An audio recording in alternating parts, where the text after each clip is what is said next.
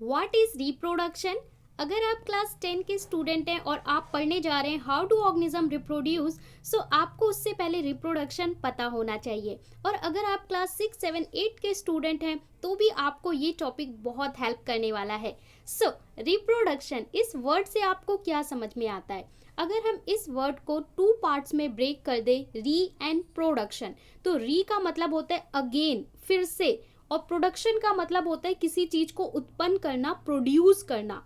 Reproduction का अगर हम डेफिनेशन बोले, the production of new organism from the existing organism of the same species is called reproduction. That mean नए organism, नए प्रजाति को बनाना या जन्म देना, प्रजनन करना एग्जिस्टिंग ऑर्गेनिज्म से, जो ऑलरेडी एग्जिस्ट करते हैं, जो प्रजाति ऑलरेडी है उससे नए प्रजाति, नए ऑर्गेनिजम्स को प्रोड्यूस करना, न्यू ऑफस्प्रिंग्स को प्रोड्यूस करना, उनका प्रोडक्शन करना रिप्रोडक्शन कहलाता है। एक वर्ड बहुत इंपॉर्टेंट है, सेम स्पीशीज, मतलब एक सेम स्पीसीज अपने ही जैसे और ज़्यादा प्रजातियों का, ऑर्गेनिजम्स का प्रोडक्शन कर सकता है।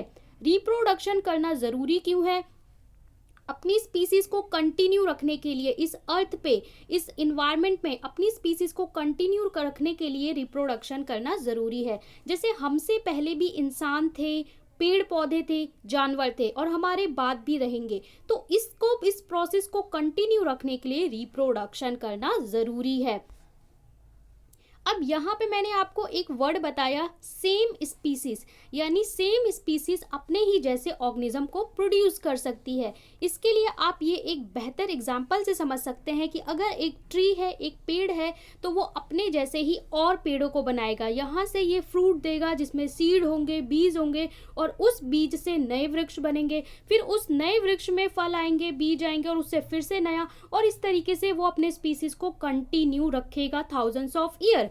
इसी तरीके से अगर हम बात करें एनिमल, तो ये कैट है, इसकी स्पीसीज अपने स्पीसीज को आगे बढ़ाएगी। इसी तरह ह्यूमन बीइंग, वो अपने को आगे बढ़ाएंगे। इंसेक्ट और इवन जो माइक्रो ऑर्गेनिज्म है लाइक बैक्टीरिया, वायरस, वो भी अपने जो स्पीसीज हैं उसे आगे बढ़ाते रहते हैं। सेम स्पीसीज का मतलब है कि देखिए, ऐसा नहीं है कि जो हमारी ये कैट है ये ह्यूमन बीइंग के बेबी को बॉर्न कर सके, जन्म दे सके, या फिर ये इंसेक्ट ट्री को कर सके, या ट्री ह्यूमन बीइंग को कर सके, है ना। सेम स्पीसीज अपने स्पीसीज का रिप्रोडक्शन कर सकता है, इसीलिए बोला है कि जो एक प्रजाति है वही अपने को आगे बढ़ा सकती है।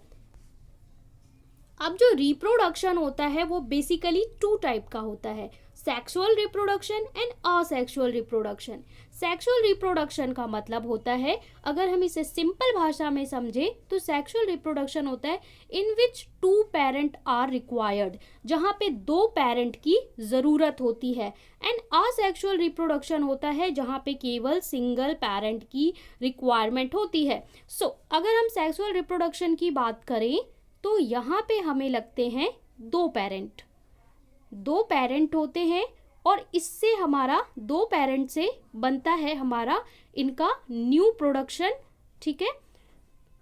ये होता है हमारा सेक्सुअल रिप्रोडक्शन, यानी यहाँ पे 2 पेरेंट की रिक्वायरमेंट होगी और इससे बनेगा न्यू स्पीशीज, जो न्यू ऑफस्प्रिंग है वो ऐसे प्रोड्यूस होगा। असेक्सुअल रिप्रोडक्शन में क्या होता है, एक ही सिंगल पेरेंट होता है और सिंगल पेरेंट से वो अपने स्पीसीज को कंटिन्यू प्रोड्यूस करता है। अब दोनों के ही अपने अपने प्रोसेस हैं, दोनों के लिए ही अपना अपना सिस्टम है, दोनों के अपने अपने एडवांटेज हैं। सेक्सुअल रिप्रोडक्शन में भी अलग अलग तरीके से सिस्टम होता है, जैसे ह्यूमन बीइंग में एक अलग तरीके का सिस्टम होता है, एनिमल्स में थोड़ा अलग सिस्टम होता है। So if you want to know about more sexual and asexual reproduction in detail, तो आप मुझे कमेंट में बताइए, हम इसे इन शॉर्ट डिटेल में समझेंगे।